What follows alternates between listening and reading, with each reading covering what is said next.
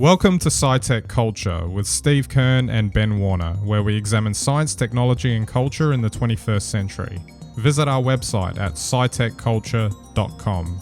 Hi everyone, welcome to SciTech Culture. My name is Ben Warner and I'm joined once again by my good friend and colleague Steve Kern. How are we today, Steve? I don't know about you, but I'm feeling connected, and this is where the technology is actually working for us in a positive way. Well, that's right. I don't know if it's because it's almost springtime. We've got sunny weather here, a little bit of warmth, and that makes us all feel a bit connected as well. Yeah, absolutely. So the oft discussed, topic of technology facilitating a lot of improvements in our lives while simultaneously disconnecting us from actual meaningful human connection, for want of a better term, is what we'll talk about today. Obviously, it's being discussed a lot. I'm going to refer to an article out of the Huffington Post a couple of times when we talk about this. Well, and I didn't notice this until after I read the article that this is back from 2011, this article, so they had already been talking about it then. If you remember, we'd just started podcasting back then, so that's how much has changed since that time.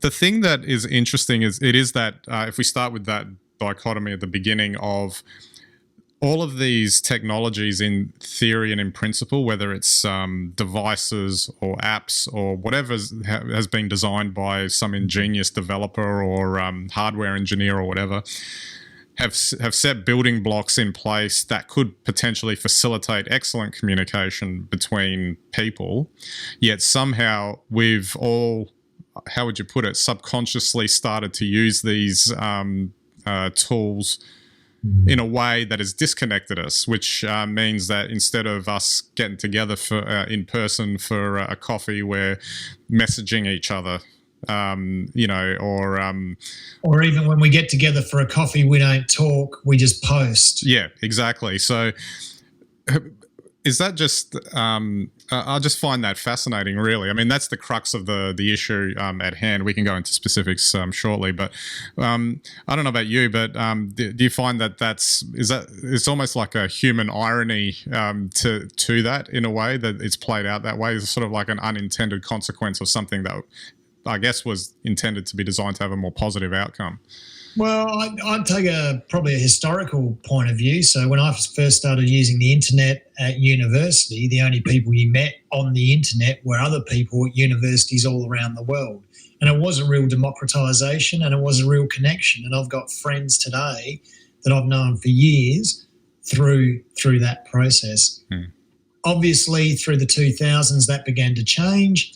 And then, of course, as we all know, everything changed in 2010 with the iPhone. And I think, it's interesting that in 2011 they started to talk about disconnection, and there were lots of people saying, the internet's going to fry our brain and all that sort of thing. But from 2011 to 2014, we hit peak social media. So I think 2012 to 2014, Twitter was like the place to be.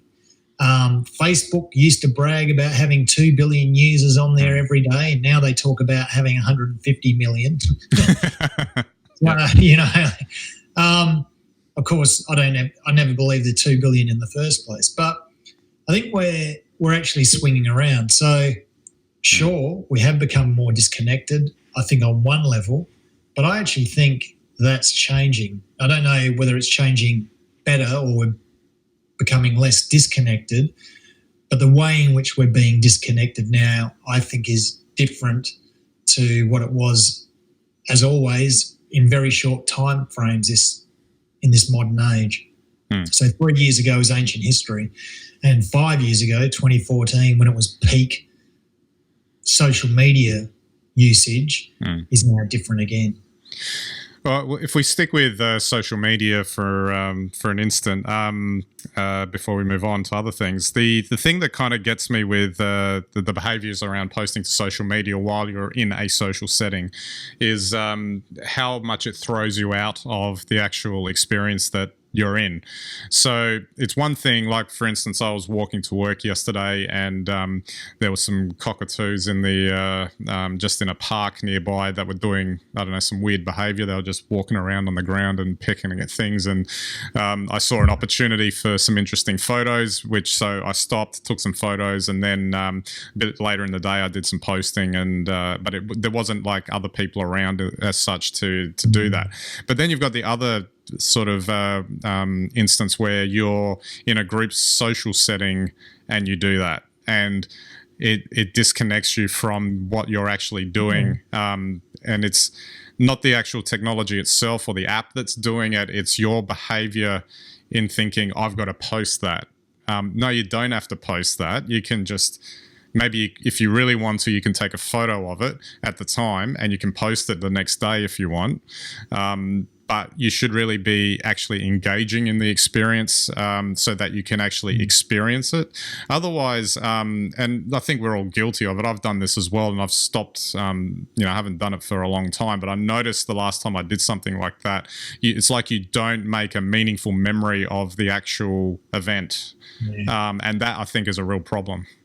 And that is a real problem when all your memories are actually in a timeline and not in your head. And I think to me, that's fascinating, because that is where a lot of this disconnection comes in. I gave up social media 3 years ago, and to be honest, I don't miss it. And these days I don't even have the apps on my phone, which makes me even happier, I think.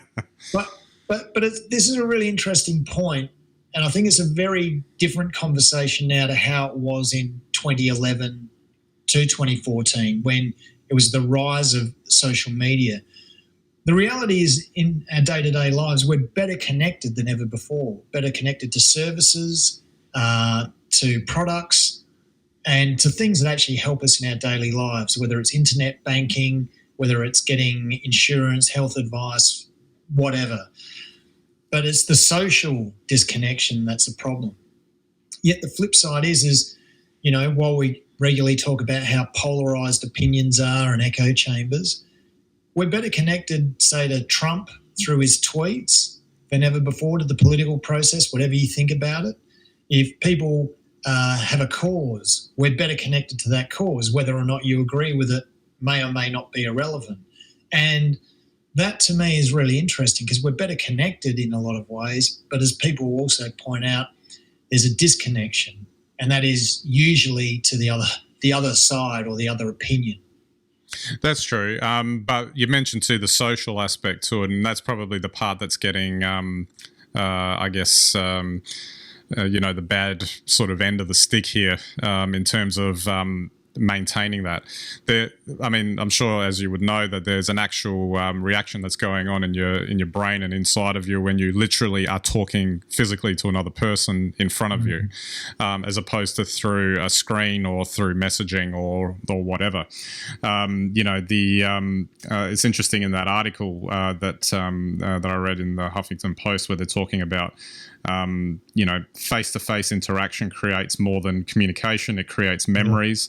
How many discernible and memorable instant messaging sessions can you talk with your friends about?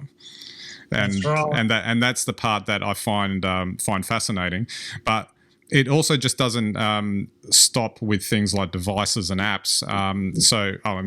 This next one I'm going to describe is also based on hardware as well. So take, for instance, listening to music or podcasts or anything that's on your device while you're outside. So I've been doing this for quite a few years.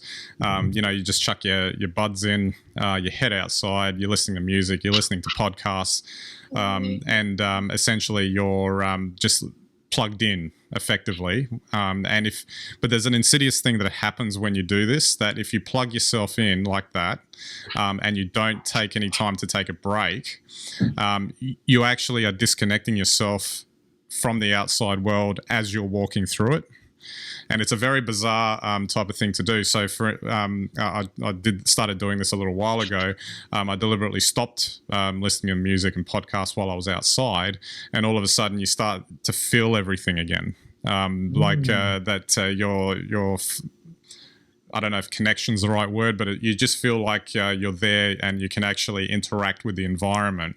Potentially, even just talking to someone and saying hello to the barista, whatever it is, it's more of an interaction as opposed to, what I've seen, and especially I'm sure it's like this in Adelaide as well, but in Melbourne, everyone is plugged in while they're queuing for stuff. And it's like you can have 50 people in a cafe, and there's no possibility at all of any sort of random chat between people. Yeah, no, that's a good point you make, Ben, because you do see people more and more plugged in, and it typically any moment where there's downtime, queuing, public transport, etc., that's where you'll see it. The other thing I find that's really interesting too is I've seen a real increase with since they've moved to pods of the mobile caller, with hands, expressive hands, walking around, talking to nobody at all, but somebody on the end of another line. And that seems to me to be more common now too. And that's a form of disconnection, as you've just pointed out, from the environment you're in. Yeah, exactly. Walking next to a lake, but you're talking about business somewhere else. And I think that as trite as it sounds like that, that's not a big deal. But actually, I'm actually thinking that it is a big deal, because you do notice you notice more about the world around you if you're not being distracted by something else. So it's not to say that it kind of falls into the same category of these things are great. It's great you can listen to your music and whatever, or take a phone call or do whatever, but you shouldn't be doing it necessarily all of the time. And it falls into that same social media sort of lack of rule book type thing, where no one knows where to switch it off, or no one knows how to do, for lack of a better term, appropriate usage. So you get the maximum benefit out of the technology while also getting the maximum effort out of or benefit out of the social interaction or the interaction with the environment around you. So I guess just finally, just to sort of slowly start to wrap it up, I just want to go back to this article again and just quote out of it, which I think is quite an interesting thing to end on. When ordinary people are spending much of their leisure time absorbed in the technology, then it may not just be a respite from life, it may become an escape from life. Yes, life is messy and difficult and painful sometimes, but without such untidiness, there can also not be inspiration, joy, and contentment. Better that than the antiseptic numbers of a virtual life in this particular writer's view. Which and that was 2011. Yeah, and that was 2011. So I thought that's an interesting point to finish on. Apart from this, I think that's the issue that I think is the biggest problem of all that in that disconnection. It's you start to not be inspired. You start not to have, feel joy in anything. You don't feel content with anything. It's just, it's like sitting in front of a slot machine, and you're waiting for, that next hit of dopamine when you've, got your run going or something like that. That's not a good recipe for anyone, and or a good guideline or lifestyle to follow, but it seems as if every individual has to make the determination to do that on their own. And that's I think the macro thing with all of this, social media, devices, whatever. No rule book was given when they came in, and we're all having to figure it out on our own, how much they fit in. Exactly. And I think it'd be interesting to see what happens in another 3 to 4 years, because the disconnection is there now, but I think it'll continue to evolve. Yeah. Well, I guess we'll reconnect. All I can say is, for our podcasting here, I think this is still working a treat. This is how it should be working.